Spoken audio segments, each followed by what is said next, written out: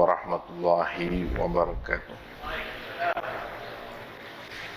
Innal hamdalillah nahmaduhu wa nasta'inuhu wa nastaghfiruh wa na'udzu billahi min syururi anfusina wa min sayyiati a'malina.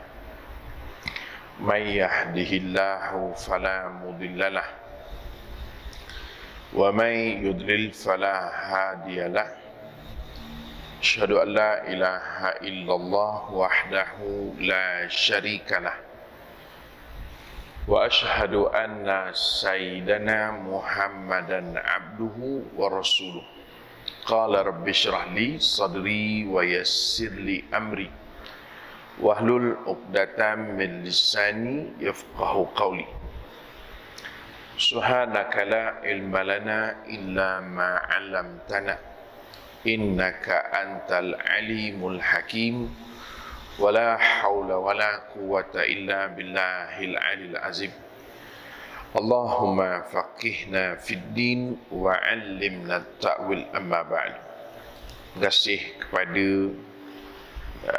Sahibul Fadilah yang mengacarakan majlis kita pada pagi ini, seluruh tuan imam, tuan kuasa,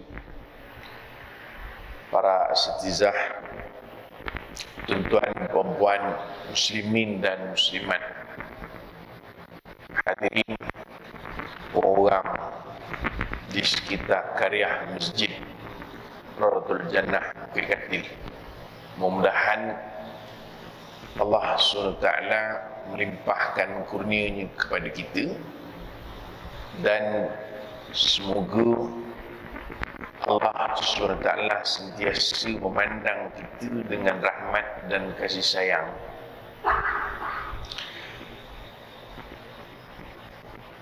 Pertama sekali kita syukur kerana pada pagi ini dapat kita bersama kumpul dalam dewan ruang salat masjid ini,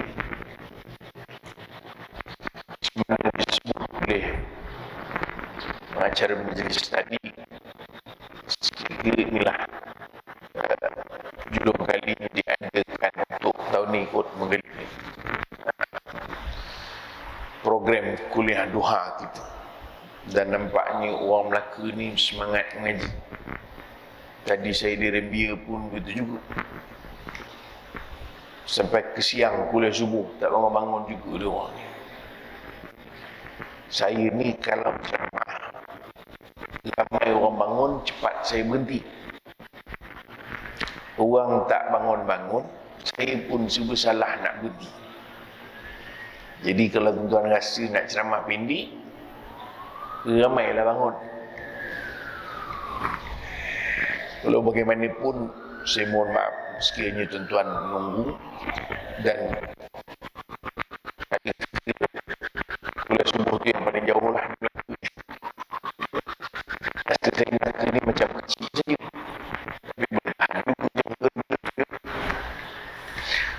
tuan-tuan sekalian. Pagi ni kita nak cerita sikit, tajuk kita mencari maghfirahmu. Tajuk ceramah ni dah macam tajuk drama pun ada.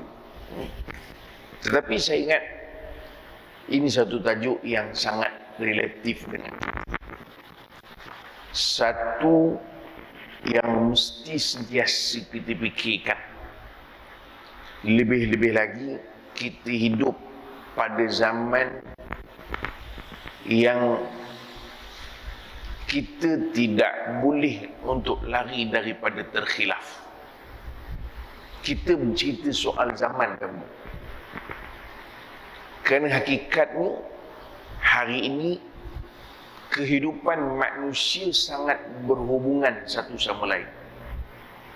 Kalau barangkali tuan-tuan yang ada di depan saya ni, kita melihat kepada suatu ketika dahulu, hubungan dalam konteks kehidupan kita berbeza, bahkan hampir terpisah. Faktor kepesatan pembangunan berbanding dengan dahulu. Kalau saya ingat, dulu rumah pun daripada satu rumah ke satu rumah itu jauh. Apatah lagi orang yang duduk dalam tanah kebun nak ke satu rumah yang lain di tanah kebun yang lain. Begitulah. Dulu untuk berhubungan kita sangat terbatas. Telefon ni, telefon awam sajalah nampaknya. Yang warna kuning tu. Ini kalau ikut tengok faktor umur ni, rasa semua jumpa belaka. Telefon tangan bang tadi. Telefon rumah ni kira jarang-jarang sekali. Dulu TV dan radio ni pun juga terbatas. Kalau aerial bagus, dapatlah siaran. Tambah pula TV hitam putih je. Kemudian baru ada yang warna. Radio pun begitu. Siaran pun terbatas. Media sosial tak ada. Surat khabar. Dulu nak cari pasangan pun hantar nama kat surat khabar. Tuan-tuan buat-buat tak biasa pula. Sekarang berbeza. Sebab itu kita sebut keadaan hari ini sangat memungkinkan kita terkhilaf. Kita sebut keadaan ini. Faktor kehidupan kita ni sangat memungkinkan kita terkhilaf. Lebih-lebih lagi dengan teknologi hari ini. Kalau tuan-tuan perasan, saya tak tahulah orang Melaka ni nampak bertenang aja semua. Sehari dua ni riuh pasal imam memandikan orang curi tabung. Di mana tu? Masjid. Tuan-tuan tak tahu. Tapi tuan-tuan tahu cerita tu lah. Sebab tu saya sampai sini semalam. Ada beberapa program. Termasuk sampai pagi tadi. Tak ada seorang pun tanya.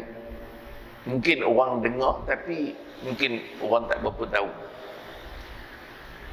Masjid tu masjid saya lah.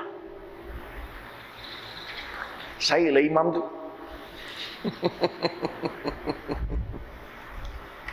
Saya bukan imam tu. Saya nak sebut tuan-tuan, inilah yang kita sebut zaman kekhilafan kita. Kita mudah untuk terkhilaf. Kalau tuan-tuan perasan, semalam hari Jumaat, sebelum Jumaat, bahkan hari sebelum tu, hampir ramai yang menghentam masjid secara membuta tuli. Saya tak nak guna perkataan membabi buta, saya tak sedap bunyi dia, tapi dah sebut jugalah membabi buta. Dan tidak terkecuali orang yang menghentam ini termasuklah orang yang kalau secara lahiriahnya kita lihat orang yang sangat suka dengan agama, atau kita sebut orang yang dekat dengan agama. Barangkali faktor emosi, barangkali semangat, barangkali juga tersilap atau tidak faham. Semalam selepas Jumaat, tiba-tiba keluar pula berita baru yang orang beria nak tolong bayarkan denda, orang kecam masjid kenapa tak bantu, orang tohmah masjid duit tak dibantunya, orang susah ditohmahnya. orang itu memerlukan duit untuk nak bantu atuknya. Ternyata Allah terbalikkan balik keadaan. Atuknya buat statement, cucu saya ni sebenarnya nagih dadah, duit dia curi untuk buat beli dadah. Dengan saya punya motor pun nak dijual,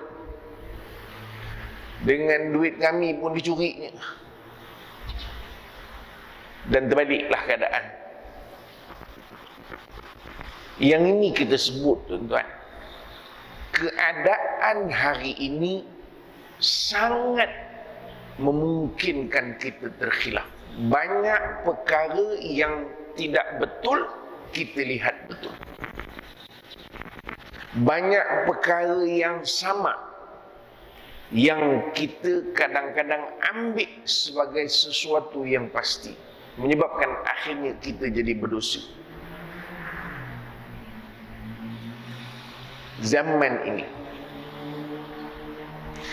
kan itu disebut sebagai zaman fitnah. Bukan makna zaman orang buat fitnah, tetapi mudahnya kita terjerumus kepada dosa tanpa sedar. Saya sebutkan masjid itu masjid saya. Orang tanya dengan saya, bagaimana pandangan Ustaz tentang imam yang mandikan pencuri tabung tu? Saya kata, pertama, imam itu adalah guru mengaji saya. Orang tua dah. Yang kedua, oleh kerana dia guru mengaji saya, guru masa saya kecil tu, dia mengajar di surau. Dia bukan guru sekolah, tak, dia bukan orang sekolah, dia mengajar di surau. Jadi saya kecil-kecil dulu mengaji dengan dia. Maka kita kenal dia. Dia bukan jenis orang meradang tak tentu besar, tak. Dia jenis orang suka berseluruh, friendly user. Friendly user. Jadi makna bukan itu. Watak yang digambarkan orang, ada yang kecam, imam zalim, imam topeng setan. Astaghfirullahaladzim. Tuan-tuan tengok, mudahnya kita hari ini. Kita tak tahu ujung pangkal. Kita tumpang, orang Melayu kata apa? Dosa kering, orang Melayu kata. Kan? Biasa gitu kan? Tumpang dosa kering. Kita tak tahu ujung pangkal, tapi kita tumpang dosa kering.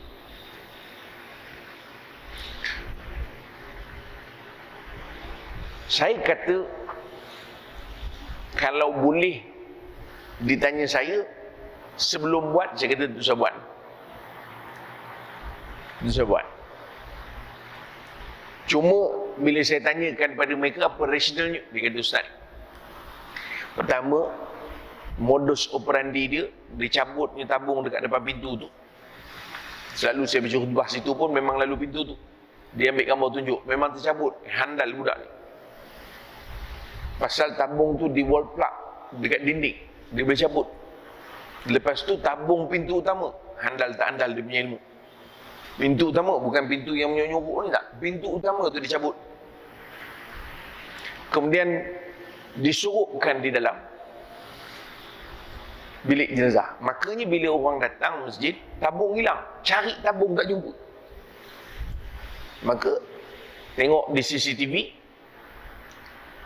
jumpa dia. Cari satu kampung pula. Mana dia pergi? Itu yang dibagi statement tu, dia kata ramai yang menunggu. Sebab seluruh orang kampung tu cari. Kerana perasan budak ni. Jumpa. Jadi akhirnya jumpa, minta ditunjuk di mana dia letak tabung. Bukan budak tu diheret masuk bilik jenazah, tetapi dia letak tabung tu di bilik jenazah. Makanya, oh, pandai betul kau, sini tempat kau. Mandi jenazah tu sudah elok. Tuan-tuan faham tak? Kesebahagian orang rasa, mengapa dia heret budak tu ke bilik jenazah? Tidak. Dia menunjukkan tempat, dia menyurukkan tabung tu. Itu yang maka akhirnya di bilik jenazah aja dah halang-halang kau menyurukkan di situ, apa kata kau cuba jadi jenazah, kod-kod kau bertaubat. Tuan-tuan faham tak? Itu saja. Bukan budak tu dipikul, masuk bilik jenazah, dimandikan. Itu saya kira jelas. Saya ingat kalau daripada awal pun orang dengar bilik jenazah ni orang takut dah. Ini tak. Tanya dengan dia, di mana kau letak tabung? Barangkali peringkat awal dia tak nak beritahu. Akhirnya dia desak, dia tunjuk. Mari, tunjuk. Dia pergi bilik jenazah, maka di situlah terus dimandikan. Itu puncanya. Maknanya peristiwa itu spontanly berlaku di situ. Maka ramai-ramai tadi, ada tuan kuasa yang terlibat. Oh, alang-alang kau berani menyuruh kat sini, apa kata kau berani mandi jenazah pula? Itu yang dia monter. Takut juga dia rupanya nak dimandikan. Patutnya bertenang aja sudahlah. Tu. Jadi akhirnya berlakulah apa yang berlaku. Tetapi yang saya nak sebut ni tuan-tuan, sebenarnya selepas kejadian mula-mula viral, hari pertama dia tuan kuasa telefon saya. Saya bukan jawatan kuasa, tapi saya terlibat jugalah, ada beberapa program. Dia kata, Ustaz minta pandangan macam mana. Saya kata, tak apa, biarkan saja. Jangan keluar apa-apa statement. Tujuannya apa? Supaya tidak memalukan anak ni tadi dan juga keluarga. Yang memalukan, orang yang memviralkan. Orang yang membesarkan hal ini.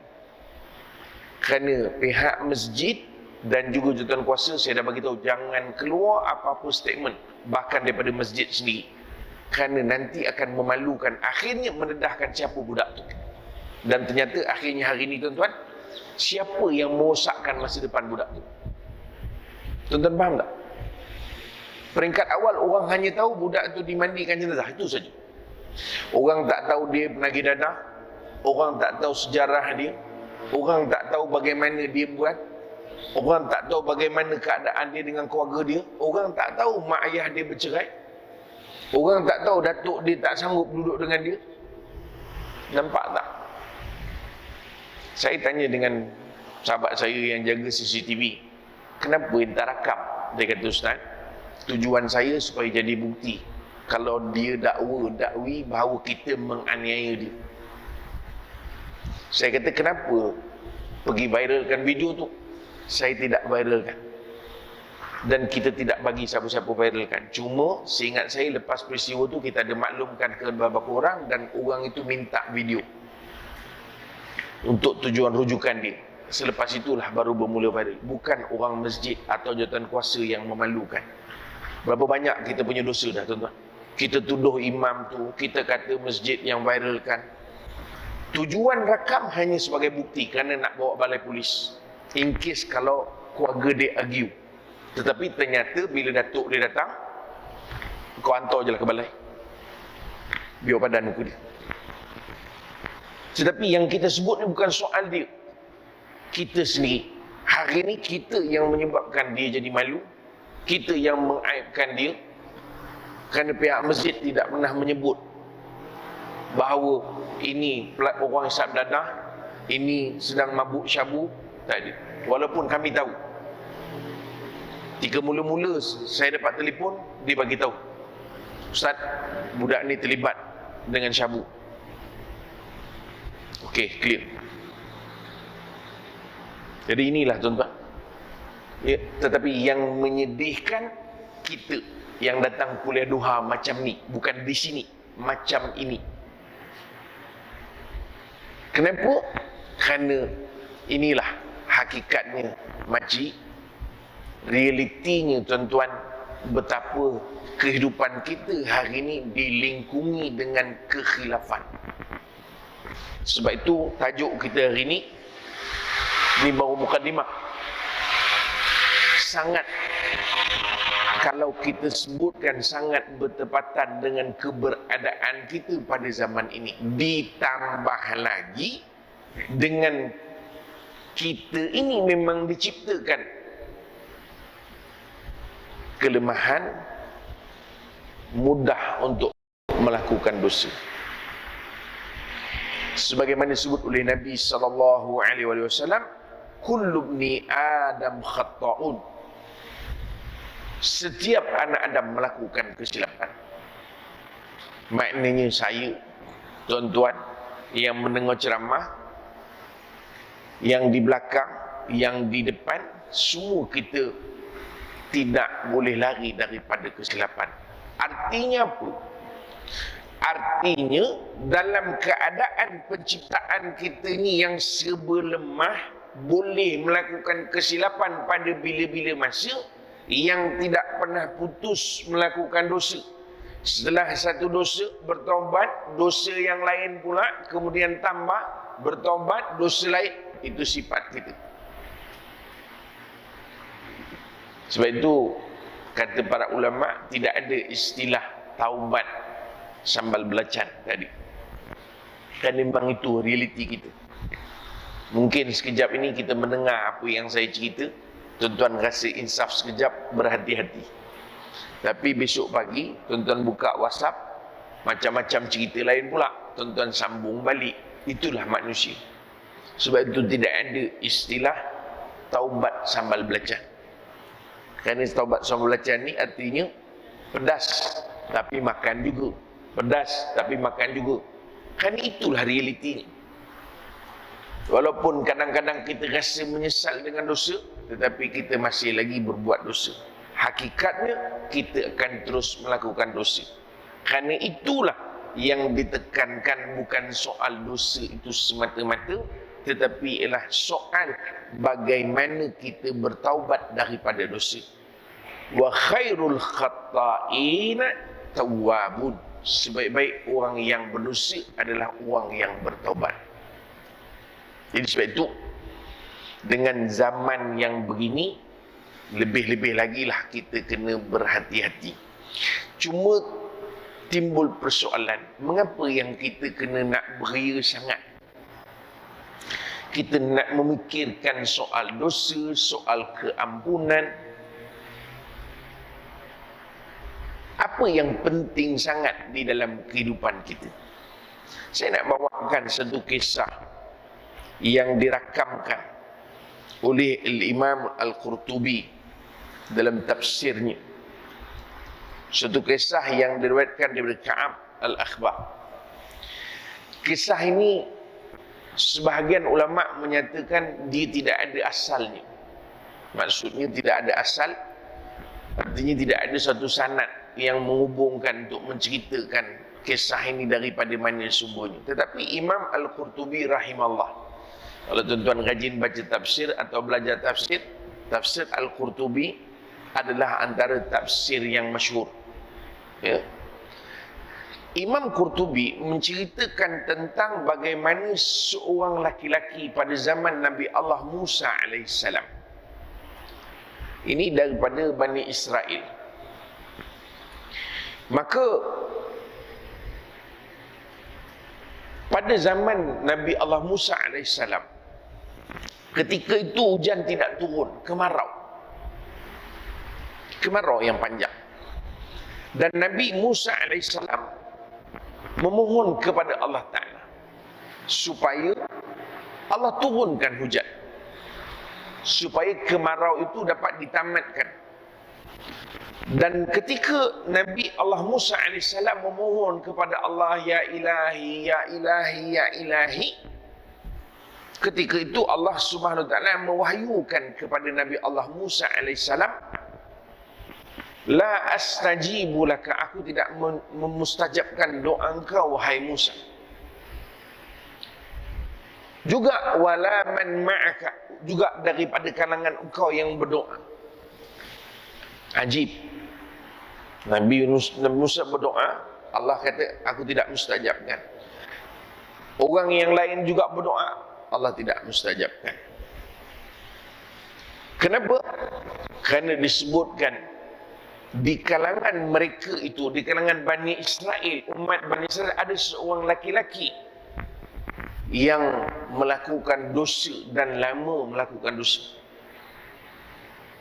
Apa dosa yang dibuat? Kalau di dalam riwayat Imam Al-Qurtubi, laki-laki ini namam. ataupun namaman. Namaman artinya orang yang melakukan adu domba, ngam betul dengan cerita tadi. Tuan imam tu disuruh letak jawatan. Disuruh letak jawatan. Sambungan cerita tu. Dia iklan sambung kemudian. Tetapi semalam dapat berita, Esko kata nanti dulu kita teliti balik sebab ada berita baru pula, pengakuan daripada datuk remaja tu. Tengok. Kata Imam Al-Qurtubi, Allah tidak memustajabkan doa Nabi Allah Musa AS dan juga orang yang bersama dengan Nabi Musa kerana ada seorang laki-laki yang hidupnya sentiasa mengadu domba. Maka ketika itu Nabi Musa AS pun bertanya, apakah engkau tidak akan memustajabkan doa kami ya Allah? Siapakah orang ini sehingga kami boleh keluarkan dia daripada kami, supaya engkau mustajabkan doa kami dan hujan turun. Nampak tak? Tuan-tuan, dosa dia, walaupun kita sebut tadi kisah ini, sebahagian ulama, khususnya ulama hadis, memberitahu bahawa tidak ada asalnya, kerana dalam disiplin ilmu hadis dia tidak cukup untuk memenuhi kriteria yang disyaratkan. Tetapi Imam Qurtubi meletakkan hadis ini di dalam kitab tafsirnya. Maka kita tak boleh tolak seluruhlah, kerana ulama Imam Qurtubi boleh jadi tersilap, tetapi dalam konteks ini Imam Qurtubi meletakkan di dalam kitab tafsirnya. Maka dia kata,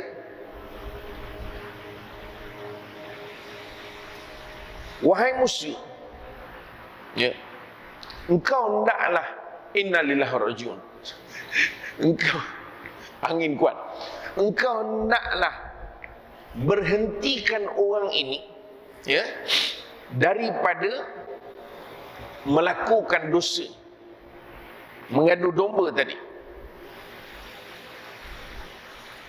Dan kemudian apabila dia bertaubat, barulah dimakbulkan dosa, doa tadi. Tuan-tuan, apa yang kita faham daripada kisah ini? Sebab itu bila kita bercerita soal keampunan, soal taubat daripada dosa, hakikatnya ia memberi kesan langsung kepada kehidupan kita. Sebab itu kadang-kadang kita tengok di kita, ini yang disebut oleh para ulama, khususnya ulama tasawuf. Kadang-kadang bahkan Imam Syafi'i rahimahullah dalam syair yang masyhur, dia kata apa? Ilmu itu daripada cahaya. Makna ilmu itu cahaya. Wa nurullahi la yahdi lil 'asi. Dan kata Imam Syafi'i, dan cahaya Allah itu tidak akan masuk kepada orang yang melakukan maksiat. Allahu Akbar. Saya kadang tuan-tuan, bila bincang bab ni rasa tak nak ceramah rasanya. Kerana khawatir yang beri ceramah ni lagi banyak maksiat daripada yang mendengar ceramah. Sebab itu kata Imam Syafi'i rahimahullah dalam bait-bait syair ni, Imam Syafi'i dia ada buku syair dia masyhur. Syair tu dalam bentuk nasihat. Dia sebut, guruku, dia bertanya kepada guru dia, dia mengadu tentang hafazan dia yang lemah. Kata guru dia,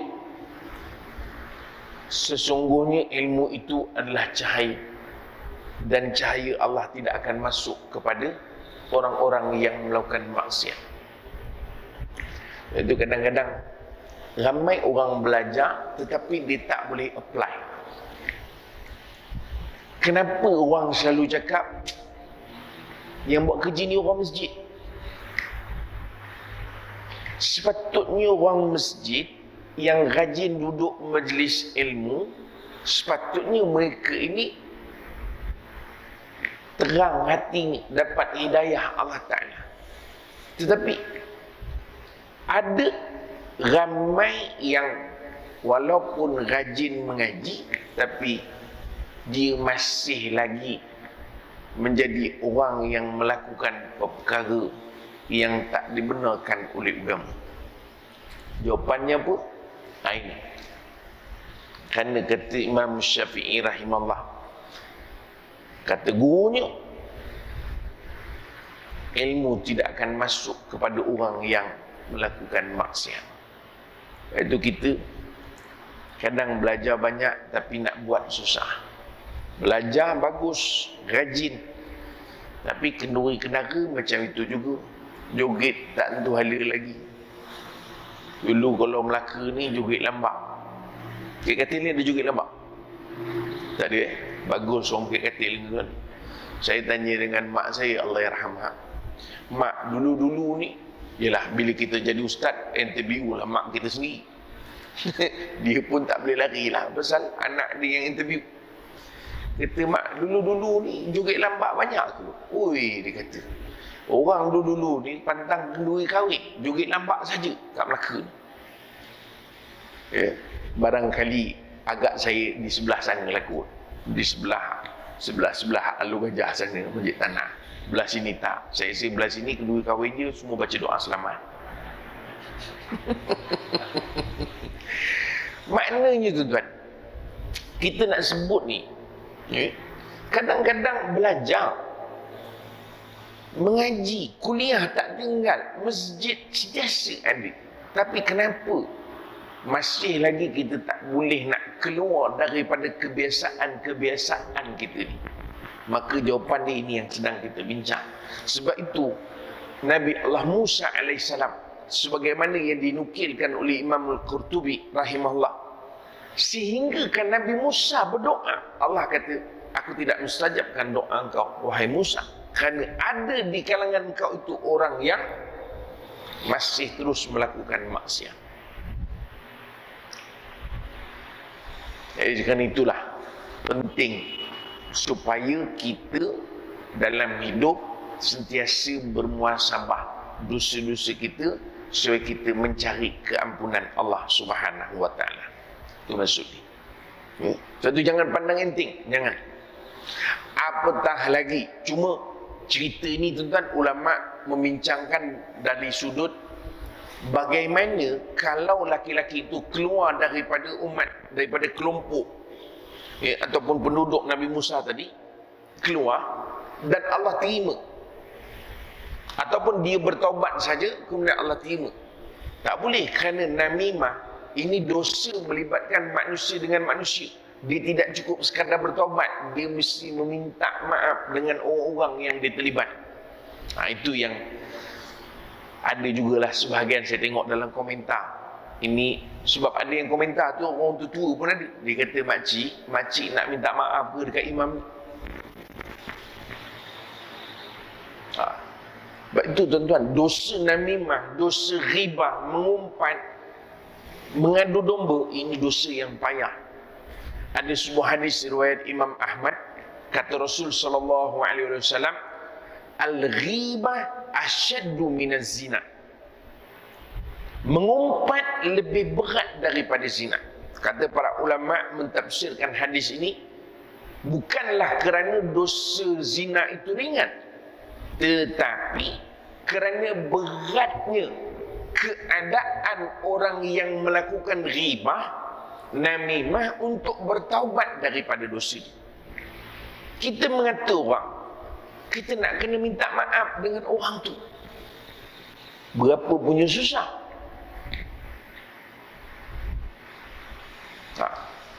Jangankan yang jauh, yang sebelah rumah pun belum tentu kita mampu nak minta maaf. Sebab itu kadang-kadang tuan-tuan, kita tak usah rasa kita lebih sangat, kerana faktor dosa kita dengan manusia itu kadang-kadang sepatutnya menjadikan kita sentiasa berfikir betapa teruknya kita ni, sebab kita tak boleh selesai dosa kita dengan manusia. Ya, ada orang dia mungkin banyak dosanya dengan Allah Ta'ala, semayangnya tinggal, tudung tak rajin pakai, pakaiannya memang mencolok mata, kita ni sekarang lah bagus sikit. Ya makcik? Oh makcik, sekarang bagus, Alhamdulillah. Jubahnya, jukurung pun bagus. Tak ada kain belah dah. Dulu-dulu, jangan. Walaupun baju kurung, belah depan, belah belakang, belah tepi. Dulu belah mana? Kak, makcik. Tak, bukan sekarang. Dulu-dulu. Belakang ke depan belah? Nyamin? Jawab. Tuan-tuan, ada orang, pandangan kita lihat, ini orang dosa. Tak solat, tak puasa, tak untuk orang. Tapi dia tidak melakukan dosa dengan manusia. Dia tidak mengumpat orang. Dia tidak mengadu domba. Dia tidak menyakiti jiran. Dosanya dosa dia dengan Tuhan. Ketahuilah kita, kerana bila-bila masa dia bertaubat, dan dia bertaubat sungguh-sungguh dengan Allah Ta'ala, secara disiplinnya kita kata Allah terima taubat. Tapi kita walaupun solat, puasa, rajin ke masjid, pakaian bagus, tapi kita mengumpat, tapi kita namimah, mengadu domba. Kita bertaubat secara disiplinnya, dosa kita tidak diampunkan. Kerana Imamul Ghazali rahimahullah sebut, untuk orang yang bertaubat mesti ada 3. Pertama, dia mesti tinggal perkara tersebut. 1, ini senang, tinggal. Orang mencuri, sedang mencuri, teringat Allah Ta'ala, terus tinggal. Itu maksud taubat. Dia bukan mesti solat sunat, taubat, tak, tinggal saja. Yang kedua, dia mesti menyesal, menyesali perbuatan dia tadi. Kenapalah aku pergi sarung selipar orang, tu menyesal. Tapi dengan syarat tinggal balik selipar tu. Jangan asyik menyesal tapi selipar dekat kaki. Kenapalah aku sarung selipar orang ni, sedap juga pakai selipar orang ni. Tak, itu bukan menyesal. Menyesal mesti tinggal dulu. Kemudian menyesal. Yang ketiga, mesti berazam untuk tidak buat lagi. Ya Allah, biarlah aku mati dalam keadaan begini. Aku tak nak lagi dah ya Allah mengerut pakaian macam dulu-dulu. Contoh, kalau orang perempuan lah, ya Allah, aku selesa dah macam ni. Dulu memanglah aku tak bertudung, rambut merebang begitu. Biarlah aku mati begini ya Allah. Ini dipanggil berazam. Kata Imam Al-Ghazali rahimahullah, kalau melibatkan dosa dengan manusia, maka syarat taubat jadi 4. Iaitu hendaklah dia menyelesaikan urusannya dengan manusia. Kalau dia berkait dengan harta, maka dia hendaklah selesaikan urusan harta itu terlebih dahulu, baru dikira taubat. Tak cukup minta halal, dia mesti pulangkan sekiranya orang itu tuntut. Ya, kita kadang-kadang jumpa duit. Contohlah tuan-tuan, jumpa duit 1000. Kalau dalam mazhab Syafi'i, tuan-tuan kena announce setahun. So duit tu banyak. Jumpa 20 sen, tak payah announce, ambil masuk tabung je lah. Buang karen je. Ada orang macam tu, Ustaz saya jumpa 20 sen, Ustaz tolonglah Ustaz, saya tak sedap hati lah. Kak, masuk je lah duit dalam tabung masjid. Habis cerita, 20 sen. Tapi kalau jumpa tu 5,000, tuan-tuan simpan, announce tahun. Ustaz, kalau tak jumpa atau tak ada orang tuntut, boleh saya buat beli? Tak boleh. Duit tu masuk dalam tabung masjid, masuk dalam tabung surau, tu bagi anak yatim. Tapi ketika bagi, mesti bagi tahu juga dengan masjid, ini duit saya jumpa 5,000 Tuan Haji, saya dah buat announcement, tak ada orang tuntut, jadi saya fikir saya masuk dalam tabung masjid. Cuma saya masuk tabung masjid ni untuk mengelakkan saya terus nak pegang duit ni. Jadi biarlah masjid pun boleh guna. Cuma saya minta kalau sekiranya ada orang menuntut, maka masjid bayarkan balik. Boleh tak macam tu Ustaz? Boleh kot. Masjid boleh terima ke tak boleh? Susah nak audit nanti.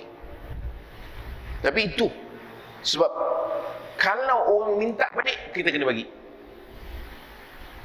Kita kena bagi. Kita tak boleh cakap, oh duit tu saya dah dermakan masjid. Masjid pun tak tahu cerita. Tiba-tiba kita pula nak pergi masjid.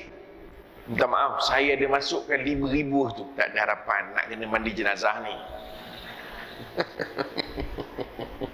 Sekarang ni ayat popular. Buat salah kat masjid, nak mandi jenazah nanti. Jangan main-main. Sebab itu urusan kita dengan manusia. Tak boleh. Tapi Ustaz, dulu saya pokok orang, buahnya dalam rumah saya. Saya makan. Saya tak bagi tahu dia. Boleh ke tak boleh? Tak boleh. Walaupun buah manggis tu, buahnya dekat rumah kita, tetap tak boleh. Tapi biasanya buah manggis tu buahnya kat rumah dia, daunnya ke rumah kita. Tu yang sakit hati tu.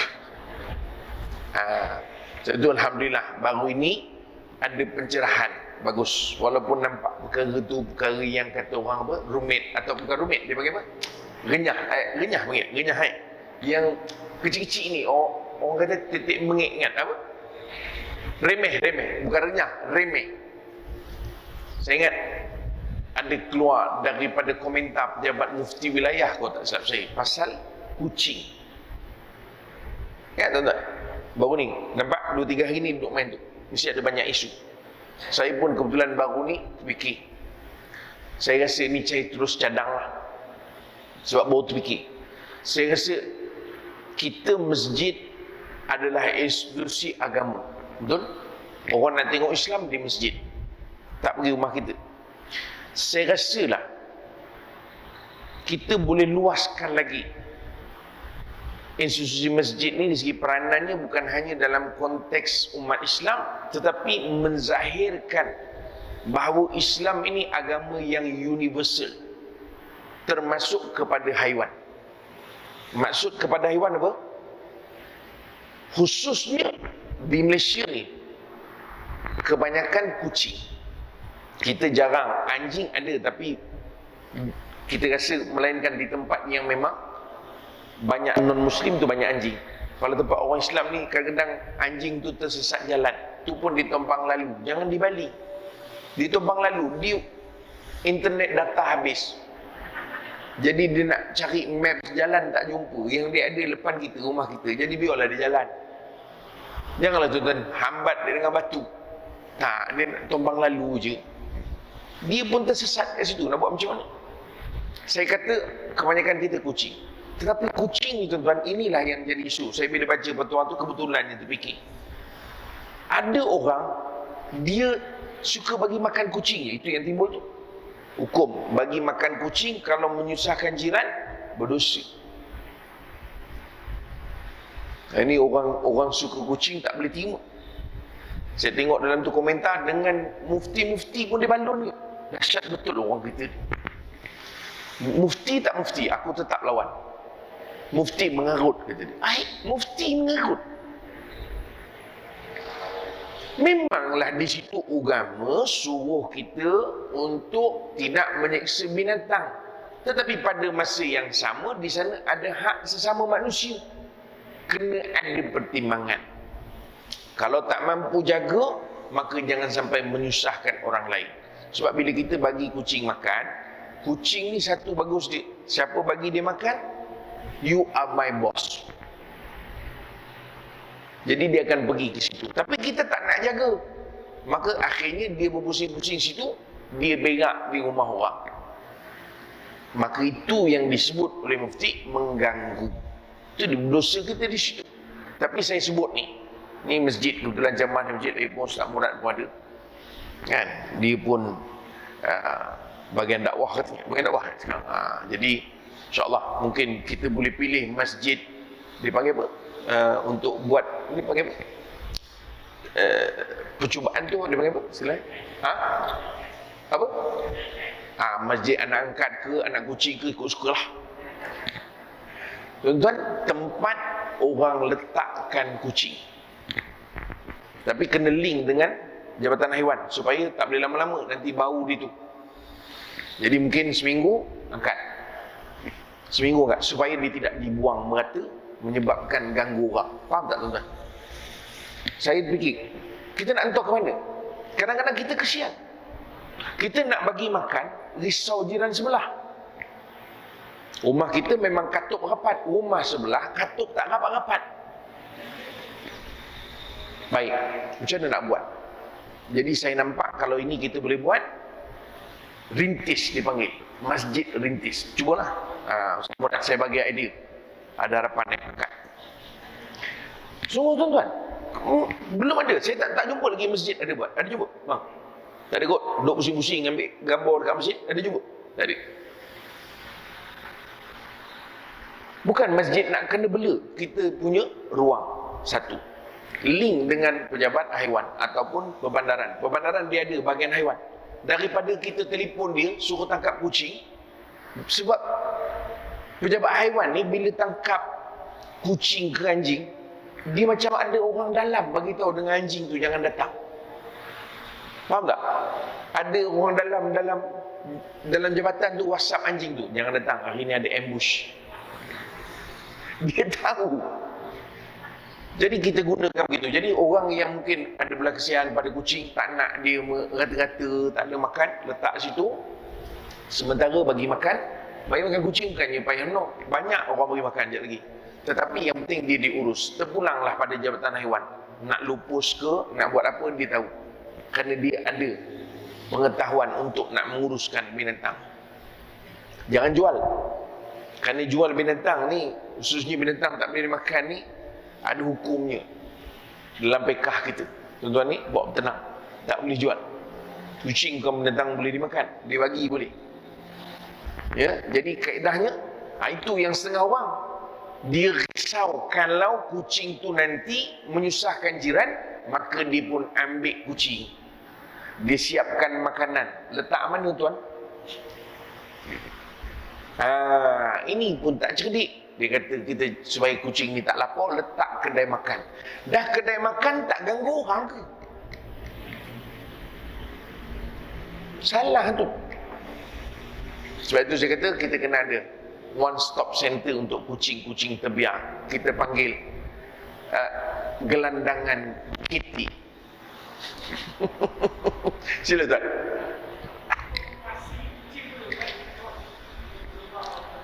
Kasih kucing, kebetulan ni soalan yang paling banyak. Yang terbaru saya dapat, dia nak kasih kucing sebab kucing dia tu pregnant. Tuan-tuan, nampak macam kelakar kak?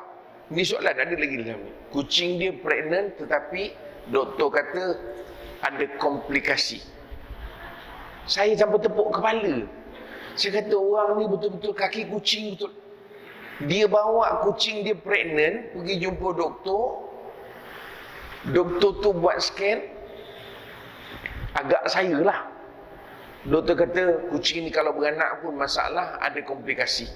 Kita terpaksa inducekan dia supaya dia akan beranak sebelum masanya, dan kita akan kasih dia. Dan dia bagi tahu, dia kata Ustaz, janin tu dalam besar duit 20 sen. Sampai macam gitu. Maka dia tanya, boleh tak kita mandulkan dia? Tuan-tuan, pertama, hak hukum asal dia tidak boleh dimandulkan. Bahkan ulama sebahagiannya memang mutlak tak boleh. Bagi itu tak boleh. Tak boleh. Kerana kita menganiaya hak dia. Persatuan-persatuan kucing se-Malaysia membantah.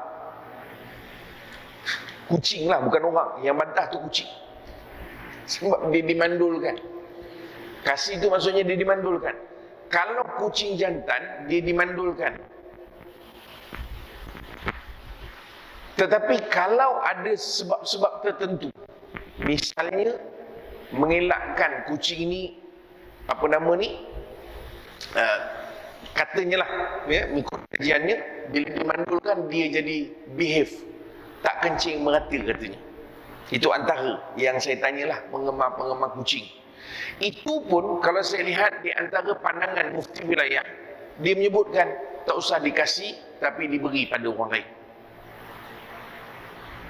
Lebih cenderung kepada pandangan kata kalau boleh jangan kasih juga. Jangan kasih. Tuan-tuan saya ulang balik, kasih ni maksudnya dimandulkan. Takut tuan-tuan faham kasih. Kasihlah dekat dia. Bukan kasih tu, ni dimandulkan. Adalah kaedah pemandulan dia. Cuma yang saya tahu, penggemar kucing beritahu kalau dia dimandulkan menyebabkan kucing itu dia tidak akan mengata-kata kencing sebagainya. Jadi saya kata setakat yang saya lihat ulama cenderung kalau boleh elakkan daripada dimandulkan, kecuali kalau ada sebab-sebab yang sangat perlu untuk memandulkan dia. Misalnya pembiakan yang tanpa terkawal yang menyebabkan mudarat. Tapi kalau kita kata dia taklah mudarat Ustaz, cuma kucing rumah saya banyak menok, itulah pandangan saya kata tadi, maka jangan dikasih dia tetapi diberikan pada orang lain. Wallahu a'lam. Jelas? Sila. Boleh? Ya, itu yang saya sebut tadi.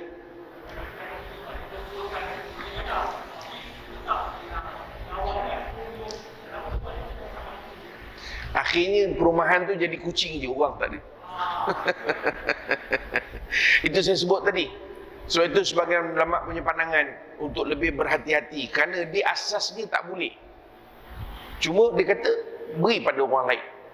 Itu lebih baik. Penyelesaian itu dahulu. Kecuali kalau sampai tahap dia perlu dikasih atau dimandulkan kerana permasalahan berkait dengan percambahan binatang tadi mengikut orang yang melakukan ataupun orang yang memegang kuasa. Contohlah tuan-tuan, di Melaka ni lebih ramai jumlah kucing daripada orang. Contohlah sampai tahap begitu. Maka perlu dikasihkan, mengelakkan orang semua bertukar jadi kucing. Kan? Ni misal aja kau. Jadi keadaan itu ya. Tapi kalau dalam keadaan kita sendiri menyebabkan rumah kita makin banyak kucing, kita nak kasihkan dia supaya kita dapat membataskan, yang ini ulama tak setuju. Sebab itu dia kata beri pada orang lain dulu. Kaedah ni. Jelas tuan-tuan ni? Wallahu a'lam. Kita pasal kucing pula kita hari ni. Ya. Tetapi tuan-tuan, saya sebut ini yang kita sebut dosa. Dosa dengan manusia. Sebab itu kita kena ingat, kadang ketika ada orang dosanya ialah dengan Allah Ta'ala dan dia bertaubat.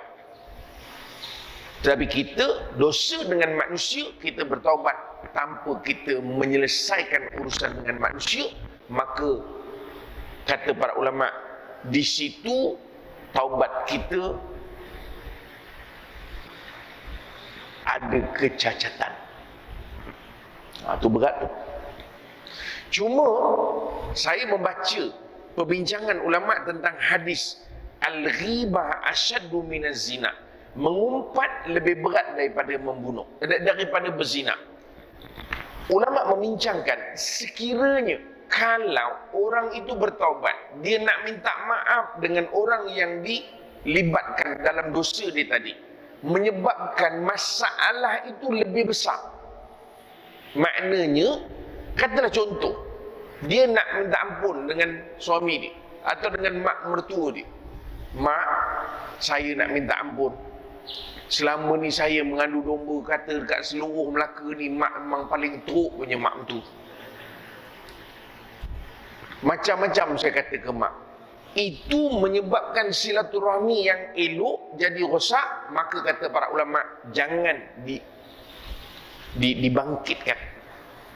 Cukuplah minta maaf umum je. Mak, minta maaf sungguh-sungguh kalau ada dosa. Tak ada, engkau menantu aku paling baik, dosa apa? Tambut. Sebab itu sama juga kalau kita dengan suami. Faham tak? Tak payah nak drama sangat. Ya, sila tuan. Macam mana? Ini dah panjang ceritanya. Saya minum tuan-tuan. Bismillah. Soalannya, kita minta ampun dan dia tak nak ampunkan. Asasnya, kita apabila melakukan kesalahan, maka tanggungjawab kita ialah memohon maaf daripada dia untuk menyelesaikan urusan kita. Dia dituntut untuk memaafkan. Cuma kalau sekiranya dia tidak memaafkan, maka kita serahkan urusan dia dengan Allah Ta'ala. Itu je. Urusan kita selesai. Tapi kita pun minta maaf, jangan lebih kurang halal aja. Aku nak minta maaf, kau nak maafkan, kau punya pasal. Tak nak, itu urusan kau dengan Tuhan. Bawa tenang. Itu tak betul. Ini makna kita mohon maaf betul-betul. Ya, Kak Long, saya minta maaf sangat. Dah, aku tak suka tengok muka kau. Tak apa. Kak Long, saya minta maaf. Kita dah cuba dah untuk tempoh yang selogiknya menurut akal kita minta maaf. Dia tak nak maafkan. Tak payah sambung pula. Ini yang terakhir saya minta maaf. Mengikut ceramah Ustaz, bahagian saya dah selesai. Itu cik gaduh lain namanya. Tuan-tuan, kaedah dia. Faham? Jadi sebab itu saya sebut tadi, kita dalam nak memohon ampun ni tuan-tuan, nak dapatkan keampunan Allah Ta'ala, yang paling berat pada kita ialah soal urusan kita dengan manusia. Makanya saya peringatkan sekali lagi diri saya dan juga tuan-tuan semua. Sebab itu tuan-tuan, saya sorry to say, tuan-tuan boleh tengok saya punya Facebook, tengok saya punya page. Sebab page saya ni kebanyakannya staff yang urus. Atau Facebook pun saya tak banyak guna. Sebab saya khawatir kalau saya menulis tu ada benda yang akan menyakitkan orang. Kadang-kadang kita tak perasan. Kita menyindir orang ke tak perasan. Tapi kalau sekadar tuan-tuan update gambar dapat APC, itu tak apalah. Itu mungkin tuan-tuan nak bagi tahu kawan-kawan, tuan-tuan seronok dapat anugerah perkhidmatan cemerlang. Itu bab lain lah. Ya. Tapi kalau tuan-tuan update status, tuan-tuan nak mengata, saya tak tuju siapa-siapa, tapi sebelah rumah saya ni memang celaka punya perangai. Tuan-tuan, Allah jangan letih kita. Sebab itu saya kata tuan-tuan, baca status saya yang 2-3 hari, saya kata kita ni surah Kahfi baca. Tujuan baca surah Kahfi apa? Antara fadilatnya. Oh makcik, apa antara fadilat surah Kahfi? Selamat daripada Dajjal. Baca statement saya pun. Saya tulis gitu umum je lah. Kita baca surah Kahfi nak selamat daripada fitnah Dajjal. Dajjal belum keluar. Ulama tak ada yang mendakwa Dajjal dah keluar. Belum keluar. Yang ada sekarang ni Facebook dan orang perangai macam Dajjal je. Tu pun kita dah ikut. Tu pun kita percaya. Tuan-tuan tunggu Dajjal, tuan-tuan rasa selamat tak? Oh makcik, rasa-rasa kalau Dajjal betul selamat tak? Yang disebut Al-Masih Dajjal. Dia yang dapat Al-Masih ni dua je. Al-Masih Isa Ibnu Maryam. Satu lagi Al-Masih Dajjal. Kenapa Dajjal dapat Al-Masih gelaran? Niat Nabi sebut, bukan saya bagi gelaran ni. Bawa tenang. Sebab Dajjal ni Allah bagi keistimewaan. Dia macam mukjizat. Sebab itu yang kata Nabi, dia boleh terbalikkan pandangan orang. Baik nampak jahat, jahat nampak baik. Dia boleh jadi macam syurga, dia boleh jadi macam neraka. Dia boleh hidupkan orang mati. Dia boleh beri rezeki kerana Allah beri kepada dia dan Allah izinkan berlaku. Sebab itu Nabi Allah Isa AS diberi gelaran Al-Masih kerana Nabi Isa Allah lahirkan dia ke dunia ini hanya melalui ibunya Sayyidatina Maryam tanpa ada ayah. Ajaib. Bayangkan Facebook apa ajaib sangat. Tuan-tuan boleh tengok muka orang yang posting tu pun, ataupun tuan-tuan boleh tengok posting-posting dia lain sebelum tuan-tuan nak percaya. Itu pun kita percaya makcik. Oh makcik, kita percaya tuan-tuan. Apatah lagi Dajjal nanti yang keluar, maka eloklah tuan-tuan doa supaya mati cepat, supaya tak berjumpa Dajjal. Ya, khawatir kalau Dajjal itu pengikutnya kita, wali'azubillah. Sebab itu saya kata, saya buat status baca Kafi nak elak Dajjal, tapi kita ikut media sosial ni seolah-olah macam Kafi tu tak ada kesan apa-apa pada kita. Tu saya kata elok minum air surah Kafi tu, mungkin bau berkesan. Tuan-tuan ingat, jadi sebab itu hati-hati. Cuma timbul soal dosa ni, macam kita sebut tadi, okey ni dosa, ni dosa. Tapi ada hadis Nabi SAW. Ni ujunglah tuan-tuan ni, sebab ada 10:37. Ada hadis Nabi SAW yang beritahu ada sebahagian keadaan mungkin dosa, tetapi kita boleh untuk menentukan sama ada kita nak buat atau tak buat. Tuan-tuan faham tak soalan ni? Ada biasa dengar tak? Ada kan? Maknanya engkau patuakan diri kau sendiri macam mana tentang hal tu. Jadi saya sebenarnya Ustaz, saya buat keputusan begini. Tu kata dia. Ya. Baik tuan-tuan, soalannya, betul ke hadis itu? Maka saya kata hadis itu sahih. Hadis ini dipanggil hadis wabisah. Hadis wabisah dia panggil, wabisah. Kalau tuan-tuan catat, ejaannya W-A, wabisah. Ya, ataupun wabisah. Ya, sad. Nabi SAW beritahu dengan wabisah, ya wabisah, istafti qalbak wastafti nafsak. Dan Nabi sebut ni salasa marat, 3 kali. Ya, al-birru ma itma'annat ilaihi nafsu wal ismu ma haka fi nafsi wa taraddada fi sadri wa in aftakan nasu waftauk. Maksudnya, wahai wabisah, kata Nabi kata, istafti qalbak wastafti nafsak. Minta fatwa daripada hati engkau dan fatwakan untuk diri engkau. Nabi ulang 3 kali. Kemudian kata Nabi, al-birru ma itma'annat ilaihi nafs. Benda baik ni bila hati engkau rasa tenang buat. Baiklah tu. Wal ismu ma haka fi nafsi wa taraddada fi sadri. Dan benda tak elok ni bila engkau buat, engkau rasa risau, engkau rasa takut-takut, engkau rasa nak nyuruk-nyuruk, tu benda tak baik. Wa in aftakan nasu waftauk. Dan kalau sekiranya ada orang memintakan fatwa daripadamu dan mereka memberimu fatwa. Tuan-tuan, macam mana kita nak memahamkan hadis ni? Sebab ada orang dia kata, Nabi bersuruh kita rasa sendiri macam mana. Itu yang pandai tu. Sebab itu yang saya rasa dia ni memang tak baik Ustaz. So kita ni tuan-tuan, itu yang payah jadi orang alim ni. Kira nak jatuh hukum je terus. Hadis ni tuan-tuan, secara umumnya saya nak ringkaskan dia. Dia ada 3 syarat untuk kita faham. Pertama, hadis wabisah ni Nabi suruh itu kepada wabisah. Wabisah ni siapa? Nabi tak kata ya Aba Jahla, wahai Abu Jahal, istafti qalbak wastafti nafsak. Nabi tak kata pada Abu Jahal.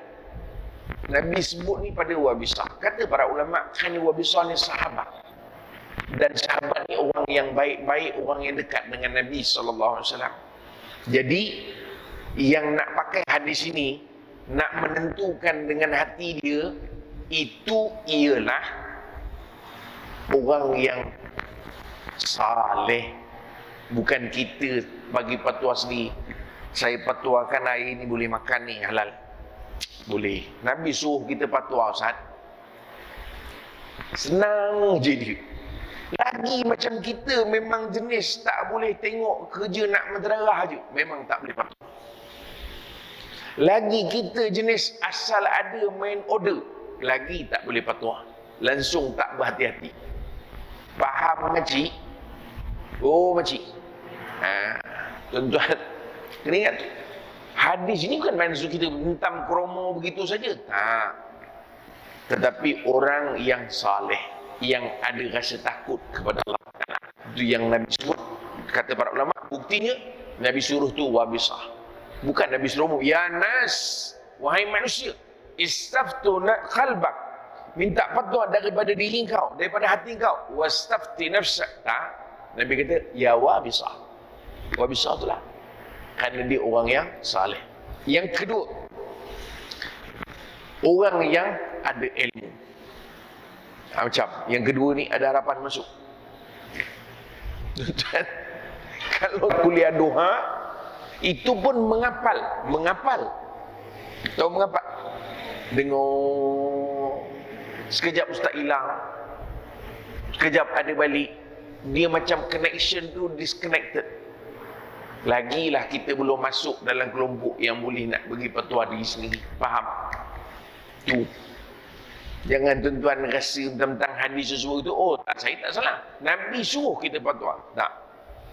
Mesti ada ilmu, ada pengetahuan.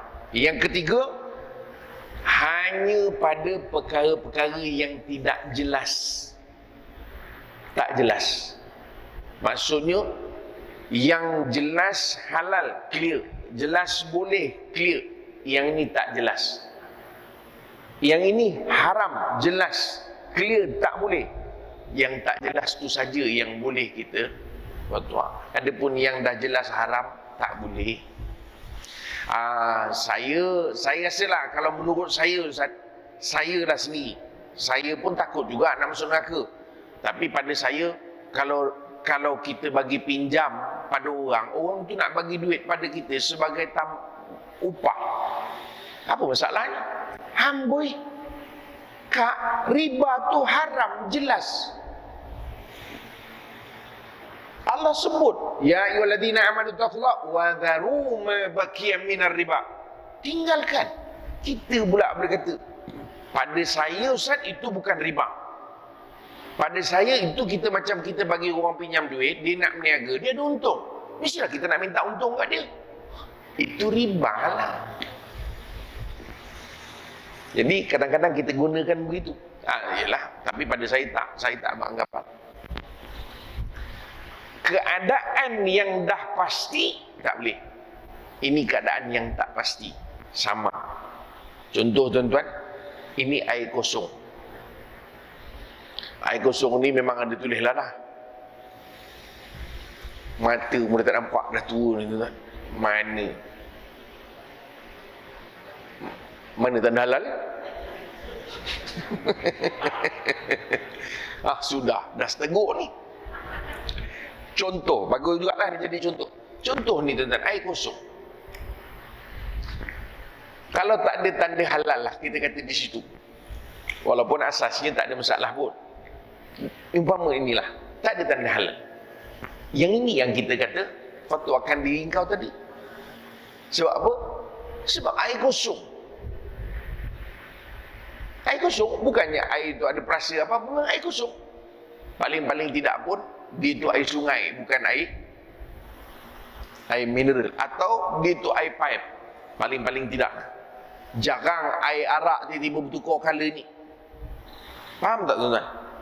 Tapi kalau benda tu memang dah pasti, macam contoh, dekat pasaran ada jual apa nama tu? Mak tu kan? Ya. Yang itu tuan-tuan, dia ada cok halal ke? Tak ada. Cuma dia kata non alkohol. Kan? Yang ini ni kita tak boleh kata dia arak sebab dia bukan arak. Tapi kita nak kata dia halal, susah juga. Yang sini ni yang fatwakan diri kau tu. Tetapi yang bagi fatwa tu, kalau kita memang jenis suka nak minum benda tu, itu tak masuk. Ini ceritanya, boleh tak boleh? Halal tak ada, haram pun tidak. Maka di situ kita beri fatwa, tetapi dengan syarat kita ni orang saleh. Kita tahu apa manfaat nak minum. Yang kedua, kalau kita menghalalkan benda itu menyebabkan kecenderungan orang lain untuk minum, mungkin boleh menyebabkan akhirnya minum arak. Itu kaedahnya. Bukan sekadar saya menurut saya bawa bertenang makcik. Oh makcik, menurut saya itu bukan simply begitu. Maka akhirnya jadi dosa untuk kita. Waliyazbillah. Ini kita bercerita hari ini soal mencari keampunan Allah Ta'ala. Maka kita kena fahamkan betul-betul supaya mudah-mudahan Allah ampunkan dosa kita. Di ujung ni saya nak sikitlah sebagai mungkin perkongsian kita, doa mudah-mudahan kita amalkan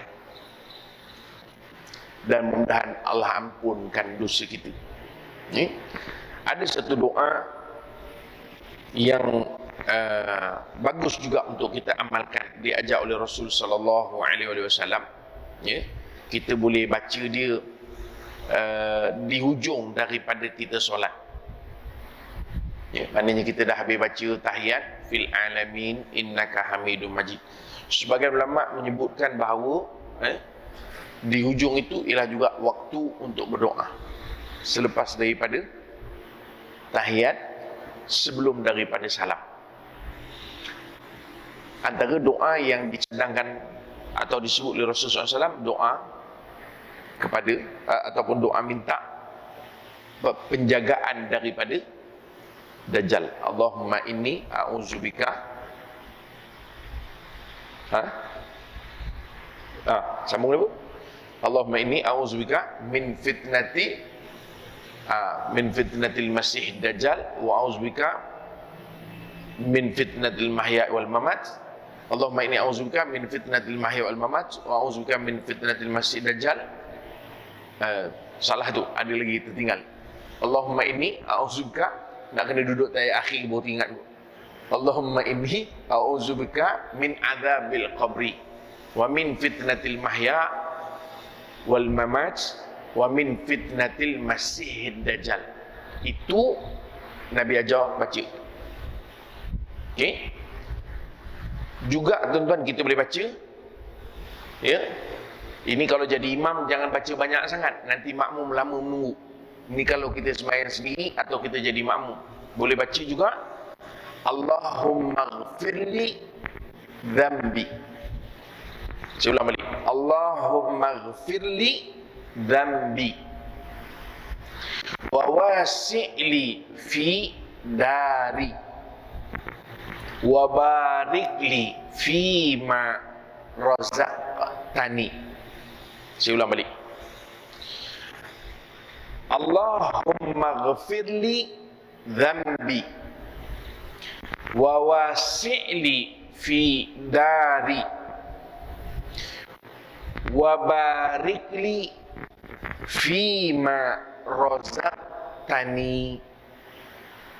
Maknanya Allahumma ghfirli dzambi, ya Allah ampunkan dosa aku. Allahumma ghfirli dzambi, ya Allah ampunkan dosaku. Wa wasi'li fi dari, ya Allah engkau luaskan rumahku. Boleh juga beri ketenangan pada rumahku. Wa barikli fi ma razaqtani, ya Allah engkau berkatilah apa yang engkau berikan, rezekikan kepada aku. 3. Sebab dalam hadis ini dia menyebutkan bahawa doa ini Nabi baca di dalam wahwa yusalli, ketika Nabi solat. Jadi tuan-tuan boleh baca di ujung. Ya Allah ampunkan dosaku. Ya Allah, mudah-mudahan dengan ampun dosa tadi engkau luaskan rumahku, bahagiakan rumahku. Wa barik li fi ma razaqtani, ya Allah engkau mudah-mudahan juga dengan sebab engkau ampunkan aku, engkau berkatilah apa yang kau rezekikan kepada aku. Mudah-mudahan. Dan cukuplah tu doa tu. Tu pun belum tentu boleh baca tu. Saya silap ceramah satu lagi, doa dulu tak hafal lagi Ustaz, kata dia. Itu masalah kita ni. Tuan-tuan, di kaedahnya tuan-tuan tak boleh baca semua, baca sikit dulu. Allahumma ghfirli dhanbi. Itu je. Tuan-tuan buat seminggu. Allahumma ghfirli dhanbi. Assalamualaikum warahmatullahi wabarakatuh. Assalamualaikum. Dah bagus, dah memang sebati, tambah lagi. Wa wasi'li dari ataupun fi dari. Wa wasi'li fi dari. Wa wasi'li. Assalamualaikum warahmatullahi wabarakatuh. Tak apa. Wa wasi'li je. Tak apa. Tak apa. Tak berdosa. Orang kita ni kadang-kadang dia takut baca separuh tu jadi batal sembahyang. Tak ada kena mengena pun makcik. Tak ada kena mengena tuan-tuan. Tak ada kena mengena. Tuan-tuan baca tak hafal, berhenti. Assalamualaikum warahmatullahi wabarakatuh. Tapi jangan berhenti situ, tengok balik. Oh, asyik li fi dari. Zuhur kan baca balik. Rabbi fili fi dhanbi wa wasi'li fi dari. Ni Rabbi fili dhanbi wa wasi'li fi dari. Ingat, okey. Itu je lancarkan dulu, baca. Assalamualaikum warahmatullahi wabarakatuh. Assalamualaikum warahmatullahi wabarakatuh. Seminggu tambah lagi. Wa barik li fi ma razaqtani, ya Allah kau berkatlah apa yang kau beri padaku. Macam tu. Insya-Allah tuan-tuan untuk kita amalkan sama-sama, mudah-mudahan Allah hapuskan dosa-dosa kita, Allah berikan keampunan untuk kita, dan mudah-mudahan sepanjang kita duduk dalam majlis ilmu ni dicatat kebaikan, dan dengan kebaikan itu juga dihapuskan dosa-dosa kita insya-Allah. Jadi tuan-tuan, saya pun tak ada nak panjangkan. Saya minta maaf kalau terlajak 20 minit. Ya? Mungkin kerana terlambat lewat dan terlambat mula tadi. Saya pun tak ada nak panjangkan. Seperti tuan-tuan nak masak, nanti ramai yang tak makan hari ni dek kerana kuliah duha saya. InsyaAllah. Mudah-mudahan saya doakan juga cadangan supaya ada kiti gelandangan house berjaya dibuat. Saya rasa belum ada lagi masjid, silap-silap TV pun datang. Ya, glamour lah Ustaz Murad nampaknya. Ya, dia ambil idea orang. Ya. Ustaz Murad dia dulu imam masjid Cina, sekarang dah naik ke bahagian dakwah. Jadi sajalah saya nampak dia pun, saya pun saja petik. Kan? Apa lagi nak buat? Dakwah bukan semata-mata kita pergi jumpa orang bercakap. Itu juga sebahagian dakwah. Boleh jadi ada orang yang non-Muslim tengok.